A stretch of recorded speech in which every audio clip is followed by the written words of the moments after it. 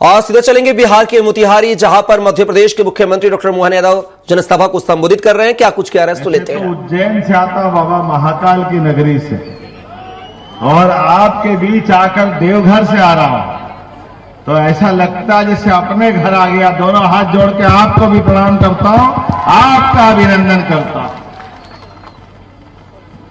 सीता माता की धरती, महर्षि वाल्मीकि की तपोभूमि, लव कुश की शरणस्थली, कई कारण से माता गंगा का आशीर्वाद जो बिहार और बिहार के लोगों को मिलता है, सच में बोलिए गंगा मैया की।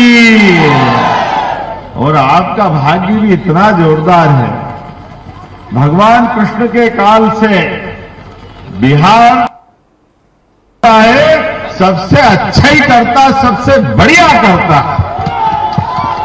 बिहार के लोगों की जीवटता, बिहार के लोगों का काम करने का तरीका, और ये माता बहनें बैठी है, सच में छठ मैया के आशीर्वाद से पूरे देश का भला होता, संस्कृति का भला होता।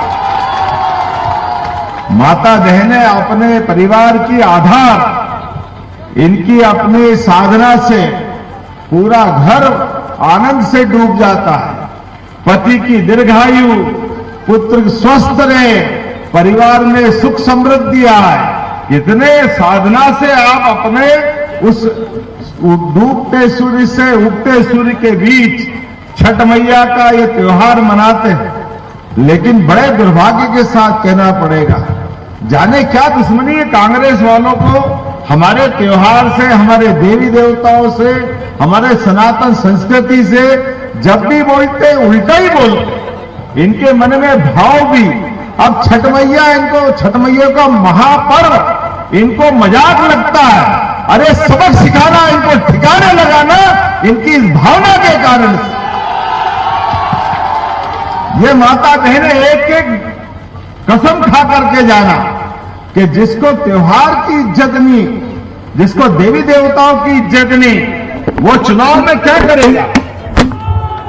मुझे इस बात का भी दुख होता है, मैं मध्य प्रदेश की धरती से आता हूं और ये बिहार में कांग्रेस के राष्ट्रीय अध्यक्ष बिहार के बाहर जाकर जब इनके मुंह से निकलता है कि बिहार छोटा मोटा राज्य है, ये सारे बिहारियों का अपमान करते हैं।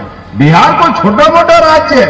अरे बिहार हजारों साल से सम्राट अशोक की धरती, राजा भोज की धरती, भगवान कृष्ण के काल से यहां के वंशजों ने दुनिया में अपनी धाक भी बनाई, साख भी बनाई। हमें इस बात का आनंद है। और यहां काम करने के लिए अब कांग्रेस के लोगों ने चुनाव के पहले कैसे हार मान ली, आप उसका उदाहरण देखना। चुनाव चल रहा बिहार का, और बिहार में हम भी मध्य प्रदेश से आपके बीच में आ रहे हैं, मोदी जी आ रहे हैं, नीतीश कुमार जी घूम रहे हैं, सम्राट चौधरी घूम रहे हैं। सबका अभिनंदन करो जोरदार तरीके से।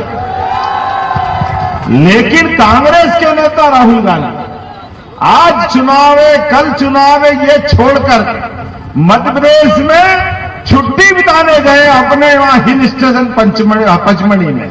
अरे भाई, चुनाव के टाइम मैदान में नहीं रहोगे, युद्ध के समय में सेना फौज की मैदान में नहीं रहेगी और हार हो जाएगी तो कहता बेईमानी हो गई, बेईमानी हो गई।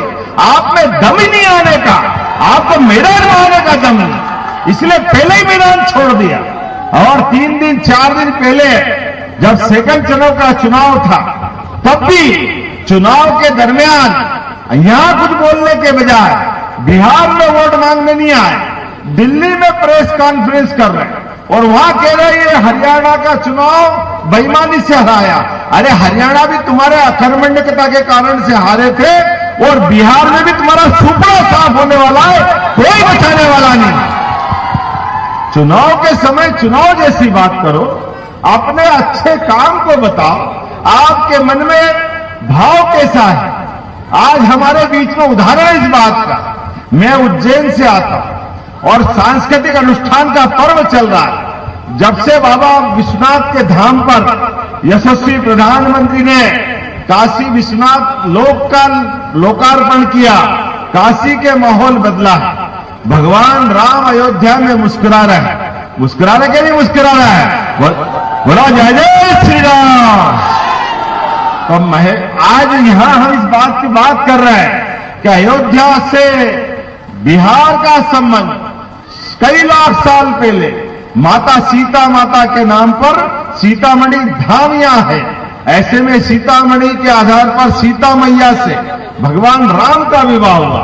भगवान राम ने निषाद रात सबरी माता के झूठे में गरीब से गरीब आदमी को गले लगा करके राम राज्य की स्थापना की। लेकिन बड़े बेसर में कांग्रेस वाले ये भगवान राम के भी जन्म का प्रमाण पूछ रहे थे।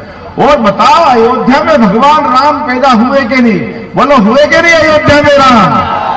आप बताओ हुए कि नहीं हुए? आपको मालूम, इनको मालूम।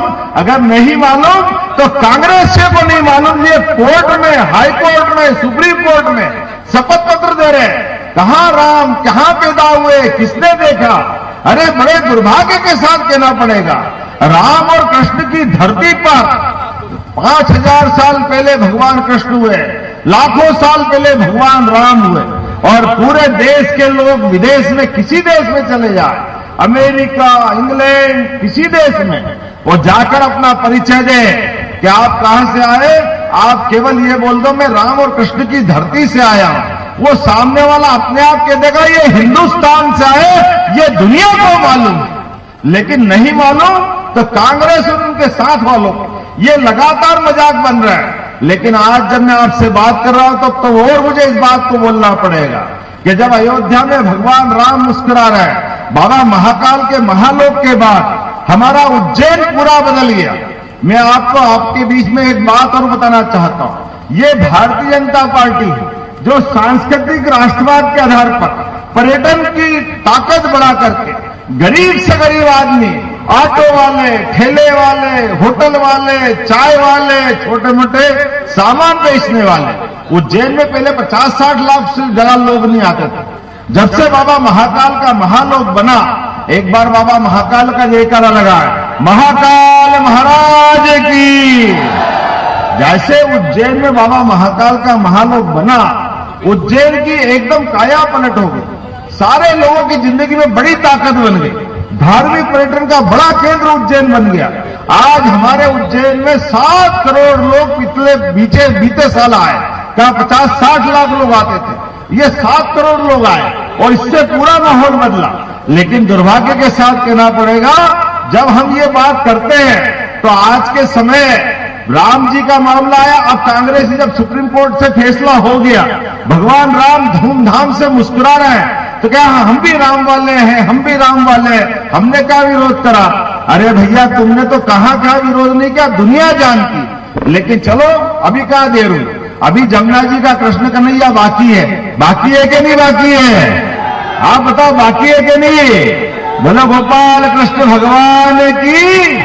अभी कन्हैया मुस्कुराना बाकी है। अगर आप में दम है और आप वास्तव में सनातन संस्कृति को मानते हो तो दम से बोलो कांग्रेस के नेता राहुल गांधी कि हां मैं मथुरा में कृष्ण कन्हैया के मुस्कुराने के लिए साक्षी बनने को तैयार हूं। इनके दम होना चाहिए सबके बीच में। लेकिन ये नहीं बोलेंगे, ये आज भी भगवान राम के मंदिर के दर्शन करने नहीं गए, इनके मन में भावना नहीं है। ये इतनी मोटी चमड़ी के हैं, वोट मांगने तो आएंगे लेकिन सनातन संस्कृति का सम्मान नहीं करेंगे। मैं आपसे एक और बात कहना चाहता हूं, मैं आपके बीच में इस कारण से भी आया, ये चुनाव लोकतंत्र का भी है, ये चुनाव आम आदमी का भी, गरीब से गरीब आदमी के, किसान परिवार के, मजदूर परिवार के, कोई भी परिवार का व्यक्ति ये चुनाव लड़ सकता कि नहीं लड़ सकता? आप बताओ, लड़ना चाहिए कि नहीं लड़ना चाहिए? लड़ना चाहिए कि नहीं लड़ना चाहिए? लेकिन मेरे अपने परिवार से ये भारतीय जनता पार्टी फैले हुए कीचड़ में एक किसान परिवार के, मेरे यहां कोई सांसद नहीं, कोई विधायक नहीं, मंत्री का तो सोच ही नहीं सकते, और इतने बड़े राज्य का मुख्यमंत्री बनाती है, ये केवल भारतीय जनता पार्टी बना सकती है। मुझे इस बात का गर्व है। आज का चुनाव इस बात का है, हर एक व्यक्ति को मौका मिलना चाहिए। सामान्य परिवार का आदमी भी लोकसभा हो, विधानसभा हो, सारी दूर सरकार बनाने के लिए आगे आ सकते हैं। मेरे अपनी विधानसभा में तो 500 वोट भी अपने समाज के नहीं है, लेकिन ऐसे बीच में भी भाजपा के द्वारा एक बार नहीं, दो बार नहीं, तीन तीन बार मौका दे करके विधायक, शिक्षा मंत्री और मुख्यमंत्री का मौका दिया। ये है सबका साथ, सबका विकास, सबका विश्वास, सबका प्रयास। जोरदार मोदी जी के लिए अभिनंदन करें, नरेंद्र मोदी जी के लिए। आज आपके बीच ये श्याम कुमार जी का तो और महत्व बढ़ जाता है। जब राम की मैंने तो ये थे सीएम डॉक्टर मोहन यादव, जो कि बिहार के विधानसभा चुनाव में अपनी हुंकार भर रहे थे और बीजेपी के पक्ष में माहौल बना रहे थे। फिलहाल के लिए खबरों में बस इतना ही। आप बने रहिए स्वराज एक्सप्रेस के साथ। नमस्कार।